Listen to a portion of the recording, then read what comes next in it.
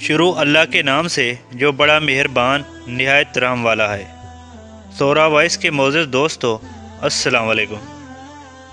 بخت نصر بادشاہ شروع میں انتہائی نیک انسان تھا۔ حضرت زکریا علیہ السلام اور حضرت یحییٰ علیہ السلام کی نہایت اطاعت کرتا تھا۔ اتفاقاً اس بادشاہ نے ایک حسین عورت سے نکاح کرنے کی خواہش کی۔ جب وہ لڑکی بالغ ہوئی تو بادشاہ اس کا دیوانہ ہو گیا۔ اس لڑکی کی ماں کو پیغام دیا اور اس لڑکی کی ماں بہت خوش ہوئی، مگر دل میں یہ اندیشہ پیدا ہوا کہ بادشاہ پیغمبروں کی اطاعت کرتا ہے، ایسا نکاح اللہ کے پیغمبروں کی شریعت کے خلاف ہے، وہ کیوں اس کام کی اجازت دیں گے؟ اس لیے اس لڑکی کی ماں نے بادشاہ سے کہا کہ تم اس لڑکی کا حق مہر ادا نہ کر سکو گے۔ بادشاہ نے دریافت کیا کہ حق مہر کتنا ہے؟ جو کچھ کہو گی میں دوں گا۔ عورت نے کہا، اس لڑکی کا حق مہر تمہارے دونوں پیغمبروں کا سر ہے، اگر تم یہ حق مہر ادا کر دو تو لڑکی حاضر ہے، ورنہ اس کا نام بھی مت لو۔ بادشاہ کہنے لگا، یہ پیغمبر ہمارے دشمن نہیں ہیں بلکہ ہمارے خیر خواہ ہیں، ان پیغمبروں کو بے جرم قتل کرنا ظلم عظیم ہے، اس کے علاوہ جو مانگو حق مہر ہو وہ مجھے منظور ہے۔ عورت نے کہا، اس کے علاوہ اور کوئی حق مہر نہیں ہے۔ بادشاہ نے ہوائی نفسانی سے مغلوب ہو کر فوج کو حکم دیا کہ دونوں بے گناہ پیغمبروں کا سر کاٹ کر لاؤ۔ عین حکم سپاہیوں نے پہلے حضرت یحییٰ علیہ السلام کو بیت المقدس میں قتل کر دیا۔ حضرت زکریا علیہ السلام یہ منظر دیکھ کر جنگل کی طرف بھاگ نکلے۔ فوج آپ علیہ السلام کا پیچھا کرنے لگی اور شیطان نے رہنمائی کی۔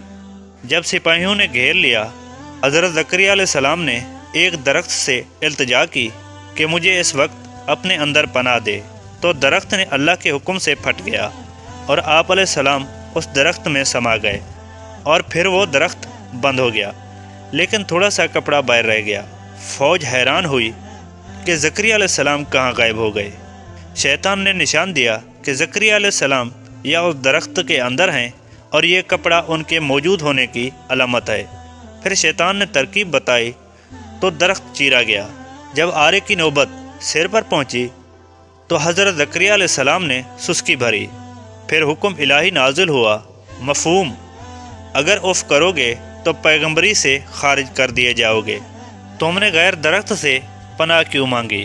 اگر ہم سے التجا کرتے تو کیا ہم پناہ نہیں دے سکتے تھے؟ اب اس کا مزہ چکھو اور سر پر آرا چلنے دو۔ غرض کے سر سے پاؤں تک جسم چیرا گیا اور حضرت زکریا علیہ السلام نے دم نہ مارا۔ جب دونوں پیغمبر اس بے دردی سے قتل ہوئے تو غضب الہی نازل ہوا۔ دن تاریک ہو گیا اور ایک بادشاہ فوج خون خوار لے کر چڑھا اور اس شہر کے باشندوں کو گرفتار کر لیا۔ حضرت یحییٰ علیہ السلام کا خون بہنا بند نہ ہوا۔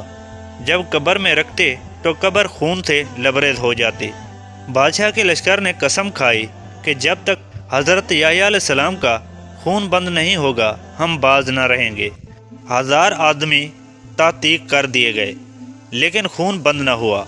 اس وقت ایک شخص حضرت یحییٰ علیہ السلام کے میت پر آیا اور کہا کہ آپ پیغمبر ہیں یا ظالم؟